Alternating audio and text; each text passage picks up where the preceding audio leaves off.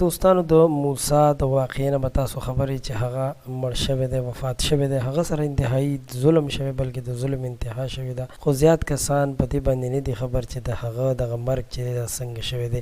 نوي انکشافات مخې ته راغلي دي، ویډیو تر اخره وګورئ دوستانو. واقعه داسې شوې ده چې موسی په نوم باندې دغه هلک چې دیر سره تعلق ساتلو په یو پروګرام کې میلمه و. دغه پروګرام ته رباب هم راوړلی شوی و چې دغه رباب کله د یونیورسټۍ کوم چانسلر دی یا کوم پروس دی هغې لیدلي وو، نو د هغې نه پس بیا د سره لانجه هم شوې وه او د باندې لاس هم ګزار هم شوی و او ورسره د کنزل هم شوي و چې بیا د دې نه پس دوی د دغه خپلې د کوم ظلم چې دوی څه شوی د دې پوښتنه کوله، خو الټه په دوی باندې شوکاز نوټس ورته جاري شوی دی. د نوټس سره دته دا هم ویل شوي دي چې ته د هاسټل نه وځه، یعنې هاسټل ته به نه راځې، هاسټل کې به د باندې پابندي ولګوله. دا بیا په دغه هر څه باندې ډېر ذهني ټارچر شوی دی، یعنې د داسې ذهني درد غم او فکر اخیستلی. دا فکر یې کولو چې پلار به ماته څه وایي، ځکه چې دا یو داسې خاندان سره تعلق ساتو چې غریب هم دی او د جرنالیزم سټوډنټ و، د شپږم سمسټر سټوډنټ و، شاګرد و. د ملګري وایي چې دا ډېر انتهایی